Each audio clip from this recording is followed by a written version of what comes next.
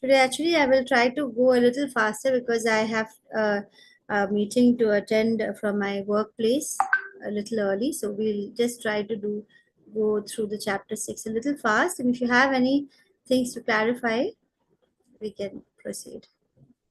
We can take the doubts next class also. So I will need to leave a little early today. Yeah, so Hare Krishna, and I welcome all of you to the level 2 class today. We begin with chapter 6. We have concluded chapter 5. This is the Dhyana Yoga. It includes the Ashtanga Yoga. And let's take a quick understanding of this. I hope you are able to see my screen.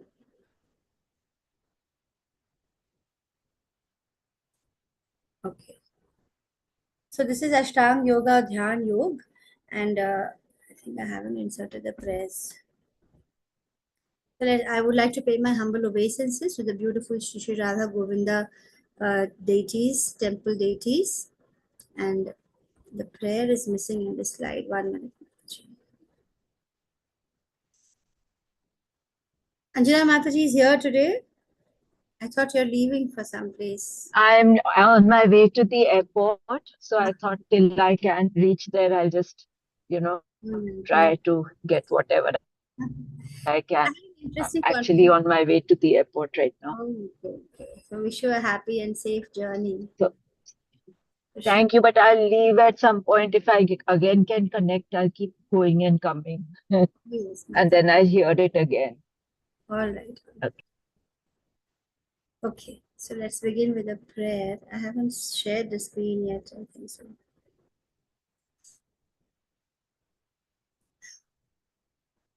All right, so we are going by the teachings of Divine Grace, A.C. Bhaktivedanta Swami Srila Prabhupada, the founder Acharya, and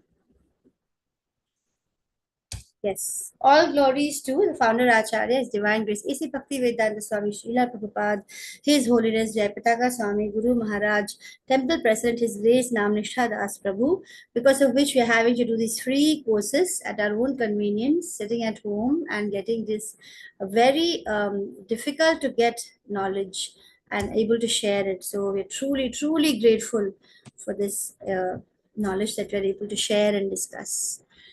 नम ओम विष्णु पादाय कृष्ण प्रेष्ठाय भूतले श्रीमते भक्ति वेदांत स्वामिन इति नामने नामस्य सारस्वती देवी गौरवाणी प्रचारणे निर्विशेष शून्यवादी पाश्चात्य देश तारणे ओम अज्ञान तिमिरांधस्य ज्ञानांजन शलाकया चक्षुरुन्मीलितं येन तस्मै श्री गुरवे नमः श्री चैतन्य मनोभीष्टं स्थापितं येन भूतले स्वयं रूपः कदा मह्यं ददाति स्वपदान्तिकं वन्देह्यहं श्रीगुरु श्रीयुतपदकमलं श्रीगुरुं वैष्णवं च श्रीरूपं सागरजातं सहगण रघुनाथान्वितं तं सजीवं सदैवतं सावधूतं परिजनसहितं कृष्णचैतन्यदेवं श्रीराधाकृष्णपादान् सह गणललिता श्रीविशाखान्वितं च हे कृष्णा करुणा सिंधु दीन बंधु जगतपते गोपेशा गोपिका कांता राधा कांता नमोस्तुते तप्त कांचन गौरांगी राधे वृंदावनेश्वरी वृषभानु सुते देवी प्रणमामि हरिप्रिये वांछा कल्पतरुभ्यश्च कृपा सिंधुभ्य एव च पतितानां पावनेभ्यो वैष्णवेभ्यो नमो नमः। जय श्री कृष्ण चैतन्य प्रभु नित्यानंद श्री अद्वैत गदाधर श्रीवासादि गौर भक्त वृंद हरे Krishna Krishna Krishna Hare Hare Hare Rama Ram Rama Hare Hare. So let's begin the chapter 6 today. It is called the Dhyana Yoga, also called the Ashtanga Yoga. This is a revision of chapter 5 where we understood Nishkam Karma Yoga, where we clearly understand that it is easier than renouncing work. Nishkam Karma Yoga is easier. How to perform Nishkam Karma Yoga was discussed, followed by the platform of knowledge is just simply knowing that we are not the sole doer and that there are three doers, and therefore giving up the mentality of doership is a big step in our spiritual journey. In fact, Krishna says you get liberated when you get this simple knowledge. And then we have liberation by focus on the super soul. So how is it that we focus on the super soul? And then we have two verses about the Ashtanga Yoga, followed by the beautiful peace formula, which is Bhoktaram Yajna Tapasa. So that was how we concluded chapter 5. In chapter 6, there is going to be these 6 sections. The first, the 6.1 to 6.4 is going to talk about how a person can start advancing in yoga, as in being connected to the Supreme Consciousness through detached work. So detached work is one of the first steps. And then the section 2 from 6.7 to 6.9 is going to tell us about the Yoga Rudha stage, which is how you're going to give up work totally. And in section 3, as you progress in Ashtanga Yoga, we understand the next stages in the practice of yoga. And then in section 4, we are going to look at how it becomes necessary thereafter to control the turbulent mind. And we have Arjuna asking, he says it is totally impossible, and how Krishna gives the beautiful solutions that it is possible through determination and practice. And then he talks about this is the last part, is my favorite part, where Arjuna asks, what happens if I'm giving up all my material strivings, and I'm not trying to become successful materially anymore, because I'm totally dedicated to progress and on the spiritual path, and I have given up all my desires for material things. Now what happens, suppose I'm not even successful in the getting the final result of yoga? That is, suppose it is Ashtanga Yoga. If suppose I don't reach the stage of Samadhi in this very birth, or I don't reach the Bhakti Yoga stage, now I'm somewhere stuck in between, then what happens? I'm unsuccessful and I'm kind of stuck. I'm not even successful in the material world, nor am I successful in the spiritual world. So what happens to me? So that section is my favorite, where how Krishna answers that. It's like, it's explained in terms of when you give an examination and then you fail, then you have, like, supplementary papers and all that. So similarly, Krishna gives about 3 stages of what are the different things that could happen. But the best part is, he says that in the spiritual knowledge, there is absolutely no downfall. There is nothing becomes waste. Everything is carried forward to the next birth, in the sense that suppose you're getting material knowledge, then in the next birth, what you have learned now, you will not be able to recollect. You will not know. Suppose you're a doctor or an you're born, you won't know anything. Whereas you won't know what you have learned. You have to start from ABC. Whereas in the spiritual realm, if you have gained whatever spiritual knowledge, which is the ultimate truth or the eternal truth, or what we call the Paragyan, which we have gained from scriptures by faith and surrendering to a guru, is the only way to get it. And once we get that knowledge, then the next birth, it is there. It stays as it is. You become born in a transcendental family, or in a family which already has that knowledge, and you will easily progress from there on. So that is my favorite section. And then finally, Krishna will explain what is the definition of a topmost yogi. How is a topmost yogi to be identified? So those are the chapters, the sections of this chapter. So in verses, in the first section, we are going to look at advancing in yoga through detached work. So Ashtanga yogis, like Nishkam Karma yogis also, just like the Nishkam Karma yogis, the Ashtanga yogis also, they engaged in detached work so as to advance. So just like how a Nishkam Karma yogi is not attached to work, as in he doesn't have any interest in the fruits or results of his activities. Even for an Ashtanga yogi, one of the major thing that they need to do in the first stages, they need to start being detached to their work so as to advance in this path. So detachment comes to only one who realizes that he is not autonomous in his actions. So that is the only way one can start becoming detached. That's when he understands that without the Lord's sanction, he cannot do anything. So if you think that you are the only person who is in charge of everything happening around you, you will take so much of responsibility and burden. And then you will get attached to everything going around, because you think you are in charge of everything. The moment you realize that there is another power who is actually in charge of everything, and when you surrender, there's really nothing you need to do. You will reach that stage where there's nothing you need to. Everything will be taken care of. To the degree to which you're able to surrender, Krishna will take complete control of your life. Exactly, to the degree to which you are able to. This is a very beautiful line which I keep telling myself. Whenever I feel stressed, or whenever I feel that, oh my God, how am I going to manage such a tough day today? There's so much to take care of. And the moment I simply chant and I say, Krishna, you take care of everything. And you can actually see God you can actually feel that He's right there taking care of everything. And you just need to simply go through the activities, the motions, just do the different things you need to do, and with complete dedication and interest, and you will find God's hand. Actually, you will be able to see that difference the moment you take up to chanting, and the moment you surrender and you say, Krishna, that's it. I'm not, taking you take care of my actions, take over my body, take over my mind, and just use me as your instrument. I'm not interested in, I'm detached to the work and the results. You just use me as an instrument as to whatever needs to be done. And then you become a perfect instrument, and things happen so beautifully, and you're in harmony with everything. So that's a very beautiful stage. That detachment needs to come first of all. And so whether you're an Ashtang yogi or whether you're an Nishkam Karma yogi, he understands that without the Lord's sanction, he cannot do anything. So this is what we had already seen yesterday as well, that we are not the only doers. So Ashtang yogi also needs to understand that there are, there are these three doers. Material and nature will make whatever you desire practical with the sanction of the super soul. So that was our understanding yesterday, which gets repeated today. One who purifies his vision and activity by Nishkam Karma Yoga can make further advancement by practice of meditation on the super soul by the Ashtang Yoga method. So even though you're already on the path of Nishkam Karma Yoga, you can also take up to meditation on the super soul, which is getting to the Paramatma realization. That is, you realize the Paramatma within your heart. There are many people who would get that realization by doing the Ashtang Yoga method, which is a surefire method. So if somebody is really doing it step by steps, the process of Yama, where you have to practice restrain, what are the things you need to restrain from. Then there is Niyama, which tells you what are the rules that you need to do. And then the third stage is asana, where you learn different postures, which you learn to maintain those postures for a long time. So you're practicing control. And then you learn pranayama, where you next, after you're controlling your body, then you practice how to control your breath. And the next step is pratyahara, where not only the body is in control, the breath is in control, but also your senses are in control. You're able to prevent your sense, from running after the sense objects. So you're perfectly under control in terms of your senses. So that is pratyahara.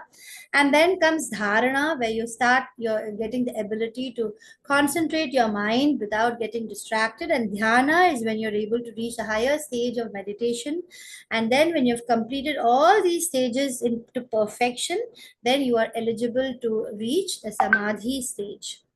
So samadhi stage is when you are able to be in complete self-realization, and it is actually, that is where you also start experiencing the same level as a bhakt feels. So you also, move on to bhakti thereafter. So that samadhi and the bhakti will be the common place, where the meeting place, which is a destination, becomes common at that point.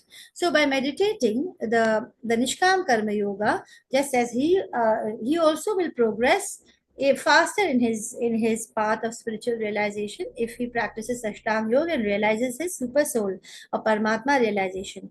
By meditating on the super soul, he will develop devotion to Krishna in Bhakti Yoga and understand that Krishna is a supreme enjoyer, ultimate controller, and best friend. Bhoktaram Yajna Tapasa Sarvaloka Maheshwaram, the supreme controller, Suhridam Sarvabhutanam, the best friend of everyone. Jnatva Mam, if you know that, Shanti Mritshati, then you will get peace. You will be in complete peace. There are moments when you experience. Now we are not that, I'm at least not at all, reached there, but I can experience certain moments in my life. The moment I chant, and the moment I surrender, even momentary, that those moments are so priceless. You can actually feel suddenly so light when you're able to see that Krishna is in control. So that's a very beautiful thing. And let's quickly look at, before progressing into chapter 6, what is the connection between chapter 5 and 6. So from 5 and 6, there is an increase in your understanding in the knowledge of jnana related to the fact that we are not the body, and so that we need to be detached. And we understand about the jnana yoga as in what the Kumaras were at which stage. So Kumaras were not in bhakti initially. The four Kumaras, they are the sons of Brahma, and they were, from their very child, they're always like children, and they were not having a Bhagavan realization, and they were practicing Dhyana Yoga. And how, when ultimately they reach Vaikuntha, because of their practices, and they're able to simply go to Vaikuntha and see the Lord himself. And when they see the Lord himself, they are able to smell the tulsi at the feet of the Lord. They're able to actually experience, through all their senses, how beautiful the Lord is. And then they actually move to the higher stage of Bhagavad realization. So consciousness will gradually increase, and then the super soul realization is to happen. That's the way of moving upward in Ashtanga Yoga. So before practicing and advancing in Ashtanga Yoga also, one must purify by the practice of Nishkam Karma Yoga. So how you can see the initial stages are so interconnected. The Lord Krishna, therefore, he glorifies Nishkam Karma Yoga in the first two verses of the sixth chapter, in which he says, Krishna says, so in this chapter, it doesn't begin with Arjuna asking any query. Krishna will straight away start explaining. He says, Shri Bhagavanu Vacha Anashritah Karma Phalam Anashritah Karma Phalam Karyam Karma Karoti Yaha Sasanyasi Cha Yogi Cha Niragnir Na Chakriyah Yam Sanyasamiti Prahur Yogantam Vidhi Pandava न ह्यसन्न्यस्तः संकल्पो योगी भवति कश्चन. Yeah, Ravi Prabhu has just posted the attendance. So I request all of you to kindly fill in your attendance for the day. So this is what Krishna has just spoken, Shri Bhagavan Uvacha. In the first verse, he says, the Supreme Personality of Godhead is saying, one who is unattached to the fruits of his work and who works as if he is obligated is in the renounced order of life. So, actually the Bhakta, he loves the emotion of feeling obligated. He doesn't want to ever find himself free from obligation. At every moment, he wants to remain connected with Krishna, and he wants to feel indebted to Krishna. That is, the beautiful emotion which the rasa which a bhakta enjoys. The Supreme Personality of Godhead says, if you become unattached to the fruits of your work, and then you work as if you're obligated, then you become in the renounced order of life, and you become ultimately you do become a true mystic. No, it's not a person who does not light no fire and performs no duty. So here he's clarifying that one doesn't have to, go to stop doing all his work, stop lighting the fire, in the sense that not having a house, just going into the fire. You need not do all that actually to reach a renounced order of life. So this he clarifies once more from the previous chapter. And what is called renunciation, you should know to be the same as yoga. So in the second verse, that's what he's explaining. He says that actually both are the same. And linking oneself to the Supreme is what it's all about, O son of Pandu. For one can never become a yogi unless he renounces the desire for sense gratification. So that is why we find so many false yogis who think that, okay, they are ready, and then they just go out into the world thinking that they are ready to take up sannyas. But then they find themselves getting attracted to all the different sense objects left and right. And then they do all sorts of nonsense and get known as these mithyachar, sannyasis, and they really are disturbance to society. Krishna says that such people who go ahead and think that they are renounced and they hardly have any sense control, they become an extreme. Krishna does mention it very specifically that they become a very nuisance to the society, such people. So then he says that you need not do that. You need to understand that you have to continue doing your work, not run away and just pretend Don't be a mithyachar pretender that, okay, now I'm conquered all my senses. So the Eightfold Yoga system is emphasizing on the control of the mind and the senses, which Krishna says, especially in the age of Kali. Okay, this kind of meditation and Ashtanga yoga are okay for the Satya Yuga, but then thereafter it's not actually preferable. Krishna is clearly explaining that in the Kali Yuga, when our lives are really, really very short, it is kind of impossible for us to reach the culmination of Ashtanga yoga in one life. It will take many, many lifetimes if you're going to, be very, determined that all you want to do is work on this. Yeah, Smita, I'm in a class. I'll call you after some time, after an hour or so. I'm in a class now. Yeah, yeah, I'll call you back. The Lord emphasizes on karma yoga or Krishna consciousness. So, throughout these chapters, you can find that although they are a karma yoga chapter or later on the Gyan yoga chapter, he will keep mentioning the buddhi yoga or the karma yoga or being in Krishna consciousness. That is the ultimate aim. So, better as all living entities are constitutionally, it's better. The karma yoga is better because all living entities are constitutionally parts and parcels of the Supreme. So, again, like how I've been saying several times, understanding that our true nature is to serve, not in merging. Our true nature is to basically serve, is to be in service, knowing that we are part and parcel of the Lord, and therefore being in service and surrendering ourselves in pure service, which is why the chanting is required, which is why we need to do devotional service so as to purify ourselves from the covering of lust, which is naturally there, due to which we already know that we are in this material world, and without which, in fact, if we didn't have it, we wouldn't even be in this material world to begin with. So when we understand that we are parts and parcels of the Supreme Lord, and we understand that this is actually our dharma, our natural duty of the soul is to be in service. And then such a person will be working with the Lord always in mind, um, in absolute surrenderance. And he must work in Krishna consciousness, like I just mentioned again, as though we are obligated. This obligated feeling actually simply keeps us, connected. When we always keep ourselves, thanking Lord for everything. Thank God you've given me this opportunity to understand the Gita. Thank God you're so graceful to me, and I don't know what I would do with it. That feeling of gratitude and those emotions related to that, the rasas involved in that, are what Krishna consciousness is all about. The parts of the body work for the satisfaction of the whole body. It's a very common example. If you just cut off a hand and the hand says, I want to be independent of the Lord, and I don't think that I want to be a part of something which is a supreme controller. I would rather be my own controller of my own world. And the hand is cut off, and then you find that the hand is good for nothing. Just like a little spark is nicely burning brightly and enjoying in the glow of the fire when it stays within the fire, but the moment it's thrown away of the fire, you can find that it will just diminish and dwindle away.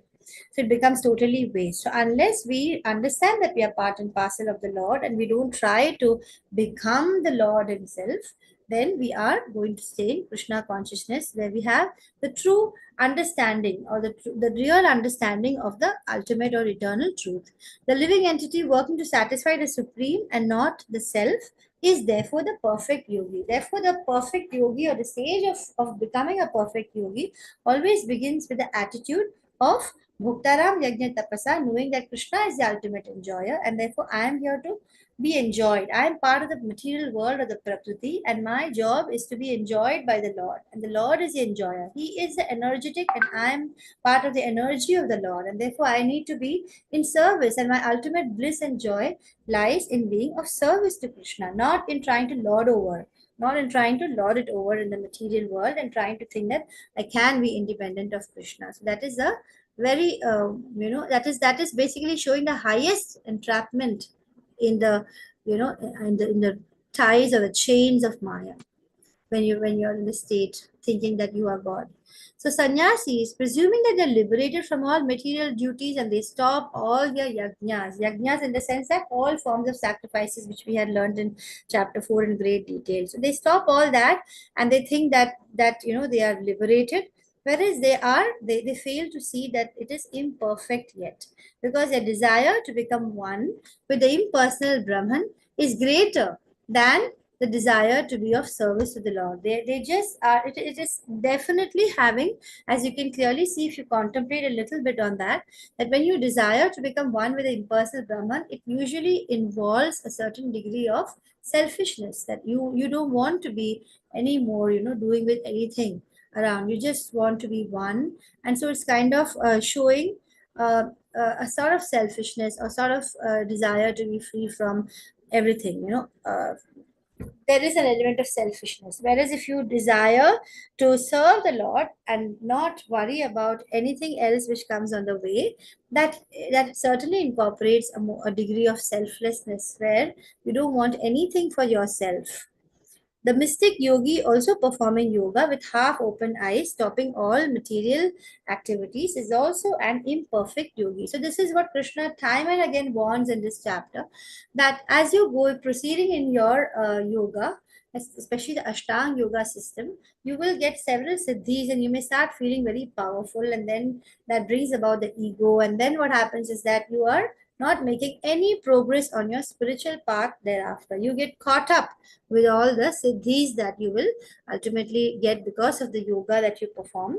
And Krishna is advising us, please don't get carried away by the siddhis that you will get.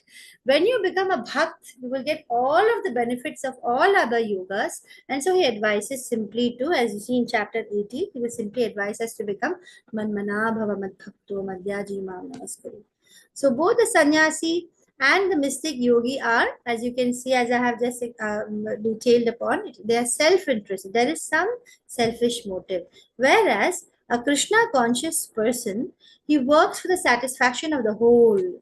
His whole focus is in being used by the Lord, being of service, being enjoyed by him, enjoying in the idea that I am, everything I'm doing is for the Lord's enjoyment. So that attitude of complete servitude and surrender, much as people would dislike to call themselves a servant, I have people who say that when you become an initiated devotee of the ISKCON, you automatically get the titles of Dasa and Dasi. So they would be, why Dasa? Why Dasi? I mean, why should I be the slave of the Lord? Why can't I just be maybe a friend? Of course, you can be a friend, or you can. Krishna welcomes all the different rasas that a devotee would like to enjoy with him. He really, wants everyone to have that close relationship and bond with him in whichever rasa the devotee chooses to be in. But what happens is that uh, he likes people to be, Krishna likes his devotees to be attached to him in different rasas. I lost track of what I was saying actually. So basically what I'm trying to say is that even whichever rasa you adopt, it always begins with the attitude of understanding that you are part and parcel of the Lord. Whichever rasa you're enjoying, it can be enjoyed only when you have the understanding of the reality. You're equal in quality and you can get all the divine qualities just by purifying yourself. But you can't claim to be the Lord himself at any stage. The Lord will always remain the Lord, and you will always remain the individual living entity with the divine, the divinity which you can get through purification processes of Krishna consciousness.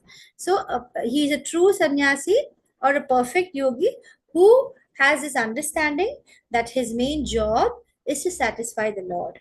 And he has no self-interest, and therefore he has overcome every bit of selfishness which you would otherwise find in a sannyasi or a mystic yogi. So the highly renounced Lord Chaitanya, this is how he prays. He says, Na dhanam, na janam, na sundarim, kavitam va jagadisha kamaye, mama janmani janmanishware, bhavatad bhakti yahaituki tvahi. So this is a beautiful verse from the Shishtastakam, and it is one of my favorite verses and also very challenging. Every time I feel some sort of a desire for a dhanam or a recognition, janam, I want people to recognize what I'm doing, or that these are very natural feelings when you do something, at workplace, and then you automatically just notice when people don't, notice what you're doing, or they don't say a word about it, and then you get all these dualities, and okay, he's actually probably envious of me, and all these nonsense, material kind of feelings come in. But the moment you think, na dhanam, I don't want, any wealth. Everything is yours, Krishna. Nothing belongs to me. Na janam. I'm not interested in, in people following me, or having being famous, or being known, or being recognized, being respected. All this doesn't matter to me, Krishna. Na sundarim. I'm not interested in having a wonderful spouse, a handsome husband, or a beautiful wife, or a caring person. Or I'm not interested in any of these different material relationships. That doesn't mean I won't do my duty towards the position I've been born into due to my karma and my own modes. Kavitam va Jagadisha Kamaye. I only want to all the time be doing devotional service and being in love.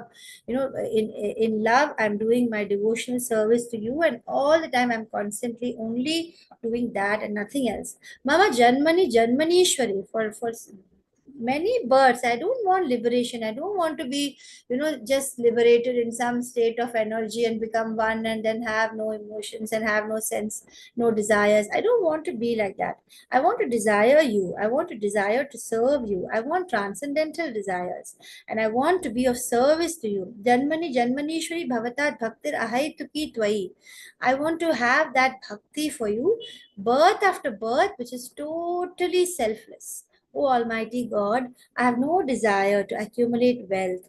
I don't want to enjoy beautiful women, nor do I want any number of followers. What I want only is a costless mercy of a devotional service in my life, birth after birth. I cannot bear a single moment when I'm not in bhakti. That is the feeling that when you become a true devotee, even a single millisecond of not remembering God becomes like yugayitam. It becomes like a yugayitam nimeshana. One single second, if you don't think of the Lord, it's such a torture. That kind of attachment you have developed towards the Lord. So in 6.2, as we have already read earlier, what is called renunciation, you should know to be the same as yoga, linking yourself with the supreme or son of Pandu. For one can never become that yogi which we talk about unless he will renounce the desire for self gratification. So what we have seen is that both these paths are leading to need. Nishkam Karma Yoga or the path of Ashtanga Yoga, they do need renunciation of personal sense gratification. In the Bhakti Yoga, you become attached to Krishna, you work for him, and then because you're doing that, you're controlling your mind and senses automatically. You want to be of service to him, so you're not interested in satisfying your own senses. Whereas in Ashtanga Yoga, you need to give up the attachment to the fruits of your work and control your senses and focus within, without having this, rasa, this feeling of closeness and love for Krishna. But at the same time, you need to renounce in both parts. You need to be a renounced person in terms of your own sense gratification. So 6.2, I've already read before. What is called renunciation, you should know. Okay, this is the same verse I've just finished reading. So let's look at some more pointers which have been given. Living entity has no separate independent identity. He is a marginal energy of the Supreme. So what is marginal energy? Marginal energy is like, suppose, there is a beach, and then you are somewhere neither in the shore nor are you in the water. So you're not really in the material world nor are you in the spiritual world. Sometimes the water is coming and you feel you're in the spiritual world, and sometimes you're in the land or in the material world, whichever one. So then, you have a chance to walk towards the shore and then choose to be in one of the worlds, or to walk towards the ocean and become, become engaged in the devotional, become a transcendental person. So we are marginal right now. We are, neither there nor here. We are entrapped by material energy. That's why we are conditioned now. And in Krishna consciousness, a person will be in his real state of life. So once you become Krishna conscious, you become already transcendental. That's why we consider the temple to be already, a place like Vaikuntha. It's already, it is basically, Vaikuntha. It is where there is everything that everybody is doing there is transcendental. Of course, nobody is perfect, so there may be different kinds of things happening in the temple also. But because it is where the deity is there, the God himself is there, and he is being served, and most of the people around there would be in that devotion, association with the devotees, listening to the Gita. So they are constantly in Krishna consciousness. So it becomes a Vaikuntha. In fact, your own body becomes a Vaikuntha the moment you make your body a temple where you're always serving the Lord. Your house becomes a temple, it becomes transcendental the moment you use your house. This laptop is now transcendental because I'm using it in the service of the Lord. So when you use all your senses and your body and your everything for the Lord, it all already becomes transcendental. It's no more material. It becomes in a freed state of life at that point of time, freed in the sense of free from the material contamination. So in complete knowledge, only when one is in complete knowledge, he is able to seize sense gratification and renounce sense gratification. So that knowledge also is very important. It's not like only bhakti. You need to have the jnana as well. So what do the yogis do? They practice the restraint of their senses from the different material attachments in a slightly artificial way, in the sense that without finding the next destination, like you're in a house and without finding where you're going to go next, you walk out. So without finding what you can do, your senses always need to be gratified. You can't be without being active. You need to be doing things always. So when you haven't found what next to do, you just stop yourself, and it's not, the next thing which your senses would engage in is not ready. You're just restraining them from the material attachment without attachment to the Lord. So that is a bit difficult in the beginning. It's almost quite suffocating. You will find some people who go to these vipassana and other things, and after some years they're like, I don't feel making much progress. So that does happen to some people. Some of course take the path on forward and forward, and they go on with it till they reach the final stage in that same path, which is of course Krishna declares is difficult and requires either many births mostly. So a Krishna conscious person does not engage his senses in anything which is not for Krishna. So this is a stage we are all aiming to achieve. Therefore, a Krishna conscious person is already a sannyasi and a yogi, though he might be doing all his work in the material world, everything that is expected to him. He would be going about all the motions and doing everything that is to be done, taking care of his family, doing his job, and he would actually excel in everything. He would actually excel in all his relationships because he's serving the Lord all the time, and so desireless. His love becomes pure. Whenever you simply have love for people around you without connecting with Krishna, we can be sure that it is because of some sort of selfishness. There is some involved. In the material world, it's not possible to have that kind of a selfless love. So the purpose, only when you love people around you through Krishna, and then you see Krishna in everyone, it becomes pure, totally selfless love.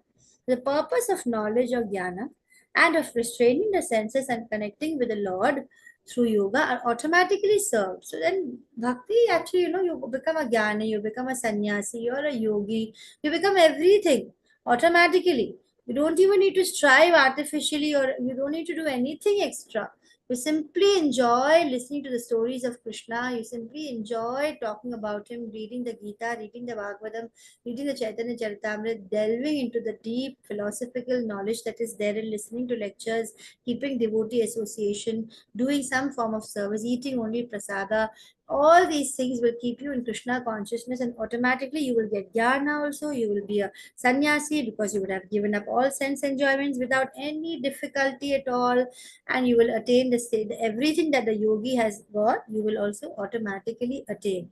The real aim for a living entity, therefore, is to give up selfish satisfaction of any sort and satisfy the Supreme, which we have been repeating several times, and we need a repetition because otherwise we, easily slip as long as we have this body.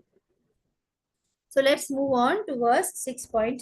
6.3 says, Arurukshor muner yogam karma karana muchyate yoga rudhasya tasyaiva shamah karana muchyate. So this verse is telling us, for one who is a neophyte in this eightfold yoga system, work is said to be the means.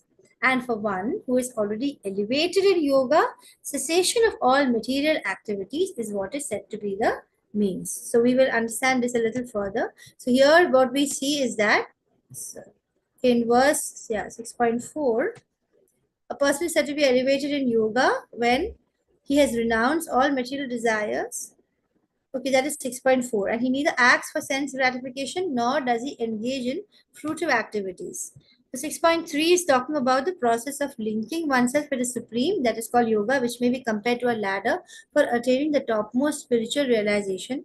And this ladder begins from the lowest material condition of the living entity, and then it gradually rises up to the perfect self-realization in pure spiritual life. So this is from the purport of this verse which we have just seen, 6.3. So let's look at it a little more. The process of linking a living entity with the supreme, yoga, is compared to a ladder. So the ladder gradually takes you up to the topmost spiritual realization. That means there are levels. Did I stop the share? So it begins from the lowest material condition, and then it slightly, which is the karma kanda sort of thing, and then it gradually rises up to the state of perfect self-realization. It can divide into three parts. First is a jnana yoga, and then is a dhyana yoga, and then is a bhakti yoga. So the beginning of the ladder is called the yoga rukshu stage, and the highest rung is called the yoga rudha stage. Following Ashtanga Yoga, you will situate yourself in meditation, and that is perfect mental equilibrium so as to control your senses, and then you achieve that state. And all disturbing mental activities, they stop when you reach that stage. In Krishna consciousness, what happens is that you automatically, without having to sit in meditation and focus and struggle with bringing your mind under your control, you simply meditate on Krishna. And when you do that constantly, engaging yourself in the service of Krishna, even in material activities, when you are engaging yourself in Krishna, the activities are as if they are no more happening because you're just in Krishna consciousness. The material activities have no longer accrue any results also. So they're all like non-actions when you're doing that. They are all inactions or non-actions or akarma. So let us look at the ladder of spiritual development here. It begins with the first step when you're a fruitive worker or you're a karma kandi. It's called the karma kanda stage. And the fruitive worker, he will perform rituals for elevation to higher planets, regulated sense gratification in accordance with the scripture. So this is what we were talking about today in the beginning of the class with Roma Mataji, where we have people who will follow the Vedas. The initial part of the Vedas is totally explaining different rituals of how to go step by step in terms of first striving to please the Lord so as to please your own senses. So the beginning is with your own sense gratification, and then your Krishna actually gives us that. He gives us this opportunity because that's what we asked for when we came to the material world, to enjoy the different sensual pleasures by satisfying the Lord. And how do you do that? You understand the cycle of the sacrifice. And in this Kali Yuga, it is anyway Sankirtan. So when you're doing these different sacrifices, you want to please the gods, and initially the purpose of pleasing the gods is to get pleased yourself, is to get some sort of elevation or more sense gratification of some sort. But then it is regulated, because then you are for doing it as per the rituals. Then you rise from that karma kanda stage, and then you start doing the karma yoga or the nishkam karma yoga, where you doing things, but now you have no desire. Initially, it's a calm karma with desire, then it is nishkam karma yoga, where you don't have a desire for the fruits. You start understanding that you're not the doer and that the fruit doesn't belong to you. And then in dhyana yoga, you're also already renouncing the fruits, but then you're also going to try to experiment with different speculative knowledge by speculating about Brahman, about austerity. Why should I do all this austerity? What is the reason why I need to do penances? So as we progress across the chapters, we will find Krishna says that there is no way of escape from austerity. The spiritual journey automatically begins with austerity, as we have seen in this chapter as well. Whether you're doing Ashtang Yoga, whether you're doing Nishkam Karma Yoga, there is austerity involved. Only thing is that austerity in bhakti becomes easier because you're enjoying and relishing the rasas along with Krishna. So the third step is Ashtanga Yoga, where once you are in Dhyan Yoga, when you're doing speculation, then you want to go further, and so you try out the eightfold path. That's what several people, you will find them going into that stage, and then they're doing meditation. And then when sometimes I have even seen some people who realize the Paramatma, and then they feel, yay, I have made it. And then they say there's actually no real God or anything, because I found that, that divine something in within me. I was able to converse with him, and he's there within me. There's nothing outside his whole world. There's no God. There's no a separate outside person. I could already feel, sense him within me. So then sometimes they get stuck. So at every stage of Ashtanga Yoga, people get stuck from realizing the Bhagavan form of the Lord. And then the real fruition of all these different yogas, the final stage where you've reached actually, is where you start the loving devotional service in the Bhagavan realization to the Bhagavan Shri Krishna. And when you start reading Bhagavatam, you will start really relishing how Krishna comes in so many forms. And Krishna is the original personality. At the same time, you enjoy all the stories of the different forms Krishna takes, the different avatars he takes, the discourses between the different sages which happens in the Bhagavatam. You start relishing it. So unless you understand the Bhagavad Gita and get the true purport of what the Gita is about, it's difficult to understand the Bhagavatam. But the Bhagavatam is far more full of such joyful, teachings. The Bhagavatam is something which is a must read once you have got the main concepts of Bhagavad Gita. It is time for you to move on to the Bhagavatam. So that is where you will find that real taste. It's so much of joy to read about the devotees and their understanding, and how the universe was, and also a lot of dhyana in that. It's not only bhakti, you will find a lot of philosophical concepts also in that. A lot of concepts are there which are not there in the Gita, lots. And the Bhagavatam is like huge with 12 cantos and 1800 verses, whereas here there are like 700 verses and 18 chapters. So a person is said to be elevated in yoga. So this is the verse. Now we are moving on to, am I going too slow today? So we just reached 6.4. So 6.4, Krishna is saying, Yada hinendriyartheshu na karma svanusajjate sarva sankalpa sannyasi yoga rudhastadochyate. So then he proceeds, Krishna, he proceeds in the fourth verse saying that a person is said to be elevated in yoga when, having renounced all material desires, he neither acts for sense gratification nor does he engage in fruitive activities. So then he gets further elevated. So he's actually making the thing tougher and tougher as he goes. Till Arjuna says, oh no, I can't do this. Please stop. So we will see where that stage comes. Now Krishna is going to explain the Yoga Rudha stage, where you start giving up work when you reach the higher stage. A yogi may even give up Nishkam Karma Yoga when his mental control has reached the highest stage of regarding well-wishers, envious people, the pious and the sinners equally. So they have to reach that higher stage so as to be able to stop all action. And so yoga rudha, all action in terms of really stopping action and just doing the penance. So here we can see the yoga rudhasya is this person. You can see he's doing all these asanas. Why am I not experiencing pure consciousness? And then you can see that my laptop is dying. You can see that here the other person is sitting in meditation and he's saying work on mind, not on body, work on mind, not on body. So these are the way that they are focusing on. The Yoga Rudha stage is giving up work as given in 6.5 to 9. The Yoga Rudukshi neophytes, we can understand them better. He must work because he is not detached, he is not pure, or he is not advanced. He is cultivating detachment. So he can see here that little babies, he's just cultivating his detachment from the fruitive results, and he's practicing part-time asana and then pranayama while he has to continue engaging in the karma yoga. That is the neophyte stage. So one must deliver himself with the help of his mind and not degrade himself. The mind, this is the most beautiful verse in chapter 6. Maybe after the other verses I spoke about, which is telling you that spiritual advancement is never got any decline, it's only progress. So similarly, this is another verse which is really nice, that how the mind is your friend and the mind only is your enemy.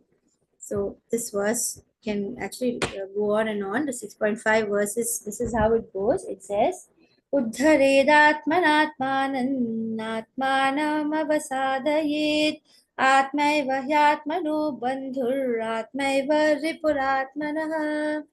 So here we can see Krishna is saying that one must deliver himself. So we just read that.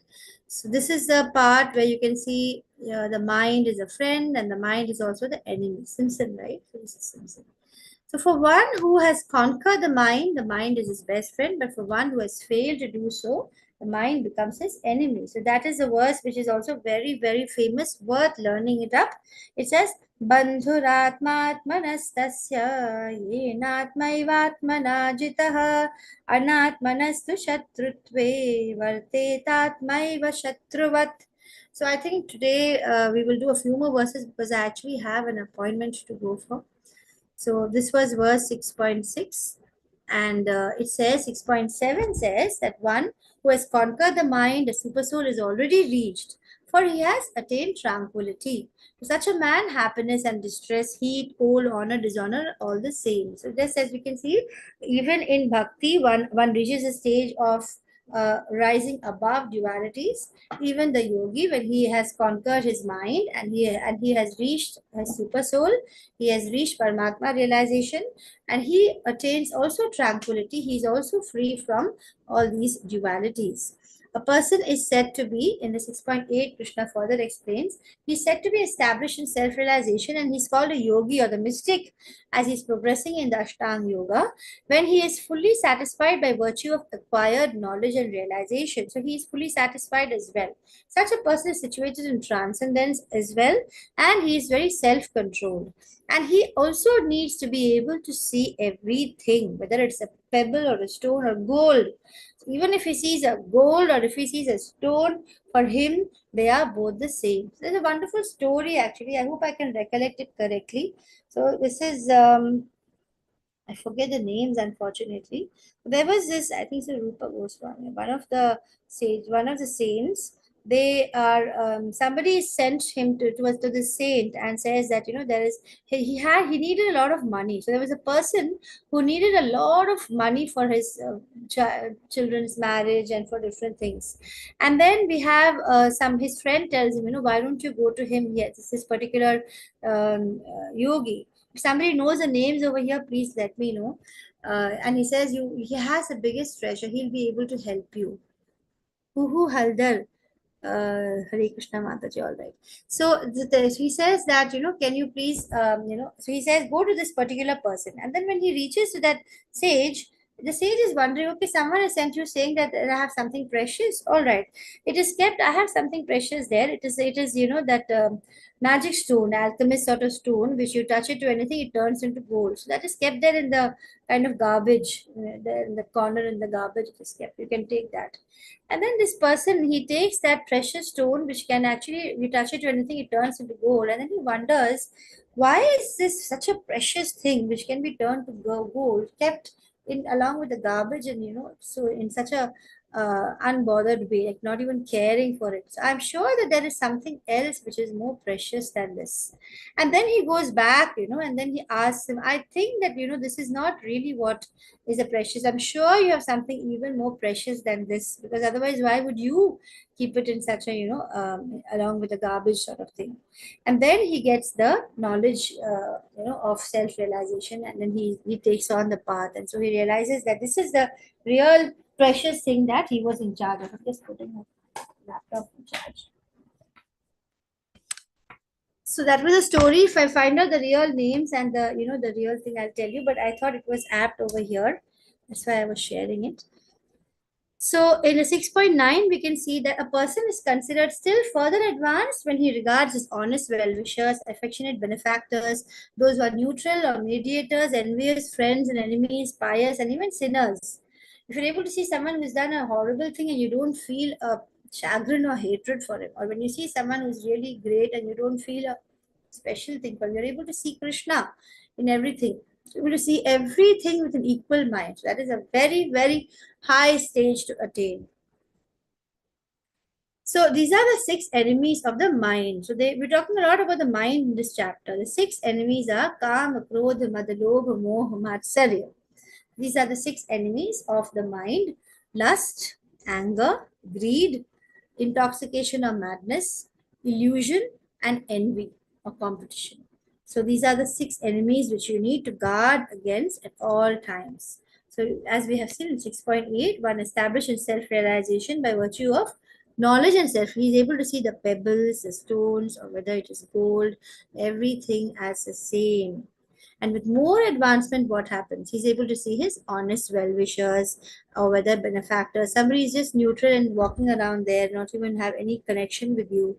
Everybody is being seen with the equal eye. That's called a jnana chakshu. There are several verses where Krishna talks about the jnana chakshu.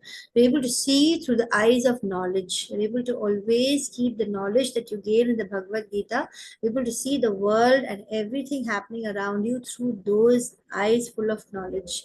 And then everything becomes, you're able to see them all equally. It's a very beautiful stage to reach, which I'm just striving to and reminding myself now and then.